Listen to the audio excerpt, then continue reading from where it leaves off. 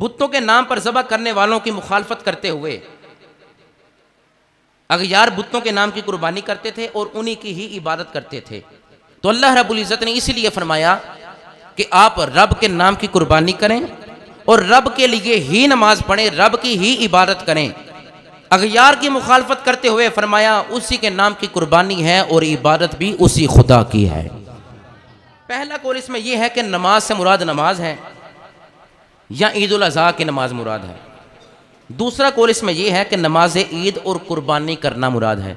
फसल्ली लिरब्बिका वनहर, फसल्ली पस नमाज पढ़ें, लिरब्बिका अपने रब के लिए, वनहर और कुर्बानी करें।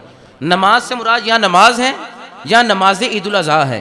दूसरा कौल यह है नमाज ईद उल अज़हा मुराद है और वनहर से मुराद कुर्बानी है। तीसरा कौल हज़रत कतादा, हज़रत इकरमा और हज़रत अता फरमाते हैं तुम अपने रब के लिए उस रोज़ कुर्बानी करो और उसी के लिए नमाज ईद पढ़ो। इससे मुराद ये है। इमाम आज़म अबू हनीफा जिनकी हम तकलीद करते हैं, हम हनफी हैं, उनके नज़दीक कुर्बानी करना ये वाजिब है, क्योंकि कुरान में आया है वन हर सीगा अमर के साथ वजूब पर दलालत हो रही है कि तुम अपने रब के लिए कुर्बानी करो। सीगा अमर है, हुक्म दिया जा रहा है कि तुम अपने रब के लिए कुर्बानी करो। मुशरिक बुतों की इबादत करते थे और उन्हीं के नाम की कुर्बानी करते थे। तो उम्मत मोहम्मदिया को अल्लाह ने बवसीला मुस्तफ़ा, उम्मत मोहम्मदिया को बवसीला मुस्तफ़ा हजूर के वसीले तसद्दुक से अल्लाह रब्बुल इज़्ज़त ने तौहीद खालिस का पैगाम दिया कि इबादत भी उसी की है, बंदगी भी उसी की है और कुर्बानी भी सिर्फ उस ज़ात के लिए है।